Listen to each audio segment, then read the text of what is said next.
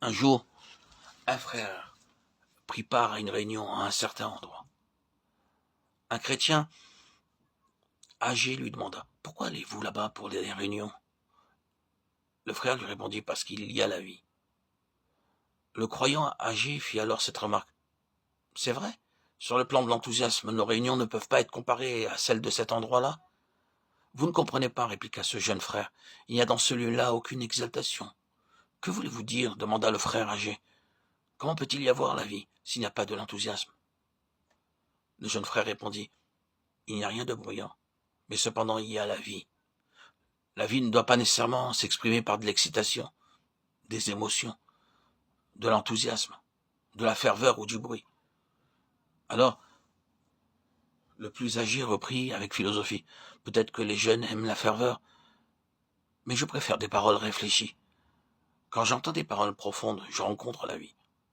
Je pense que la vie, c'est vraiment cela. » Mais le jeune frère répondit, « J'ai plusieurs fois entendu ces paroles profondes auxquelles vous faites allusion, mais je n'ai pas trouvé trace de vie dans ces paroles. » Chers amis, en considérant la conversation de ces deux hommes, nous pouvons voir que la vie n'est pas dans l'excitation émotionnelle, ni dans des paroles bien méditées.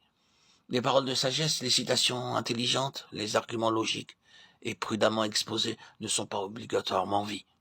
Sans nul doute, plusieurs demanderont « Il est étrange que la vie ne soit pas dans la ferveur ou les pensées élevées. Où donc pouvons-nous trouver la vie? Qu'est-ce que la vie après tout ?» Nous confessons que nous n'avons pas de meilleure façon d'exprimer ce qu'est la manifestation de cette vie. Tout ce que nous pouvons dire, c'est qu'elle est plus profonde que les émotions et bien plus encore que les pensées. Et aussitôt que nous la rencontrons, nous sommes à l'instant même vivifiés intérieurement. C'est quelque chose qui s'appelle la vie. Qu'est-ce que la vie? La vie est plus profonde que la pensée. La vie ne se passera jamais, la vie. Elle est aussi plus profonde que les sentiments. Tout sentiment est superficiel comparé à la vie.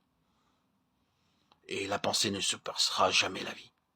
Si la pensée ou les sentiments sont d'un domaine plus superficiel, qu'est donc alors la vie? Le Seigneur Jésus déclare « Je suis la vie ».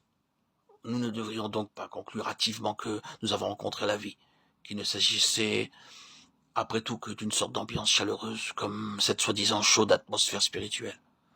Nous devrions plutôt nous poser cette question. D'où procède donc cette ambiance? Un certain nombre d'expériences nous ont confirmé que beaucoup de ceux qui sont d'habiles faiseurs d'ambiance chaleureuse connaissent très peu le Seigneur. Beaucoup de personnes émotionnellement sont dénuées de la connaissance du Seigneur. Ces personnes émotionnelles ne peuvent connaître le Seigneur. Christ seul est la vie. Le reste ne l'est pas.